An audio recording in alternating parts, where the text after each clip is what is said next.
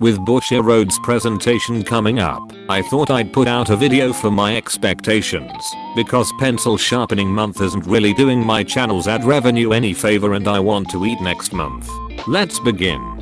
For a new restriction list, the only thing players really want is for Shiranui to finally get axed because of how much players have been abusing the mind control tags and making 7 attacks per turn, while most decks could barely even do 4.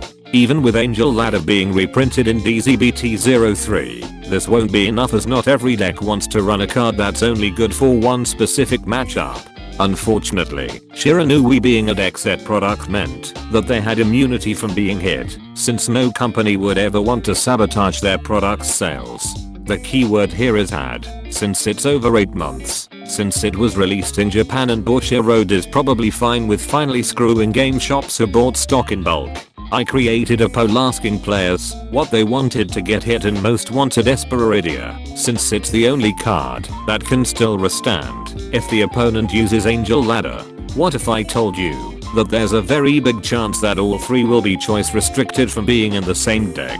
Sounds too good, doesn't it? But consider what I said earlier, that the product has been out for some time and Bushiroad really doesn't want players to stick to older cards as it reduces sales. This would be the best time to finally hit Shiranui. But there's one caveat to this theory, and it's that the English meta will probably not get this for a year. Like how Dragveda wasn't choice restricted with Shiranui here in English, Bushiroad knows that the English market is bigger, and doing this when the product is only 5 months old is too early. The best they can do is choice restrict Dragveda as well. So enjoy playing against full-powered Shiranui in the upcoming BCS this year. Moving on to new mechanics and products. I suspect that Bushiroad will introduce a new crest with their new line of constructed decks.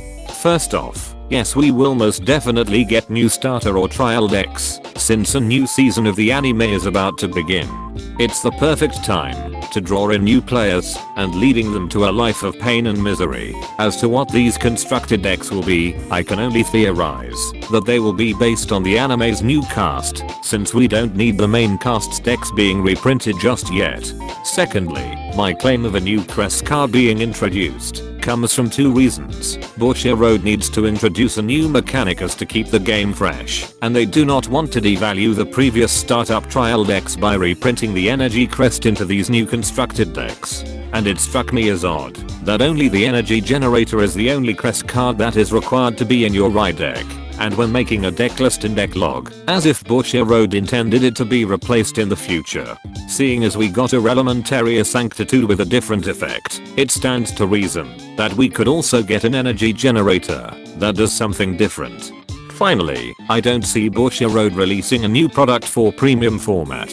Looking how poorly the previous premium deck sets sold in Japan, it doesn't give Bushiroad any incentive to make more, especially when fewer and fewer players want to play the format.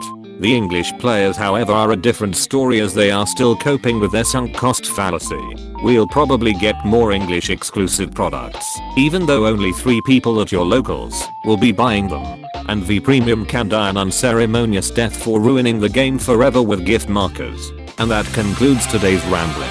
Special thanks to my Patreon members for continuing to support my content creation.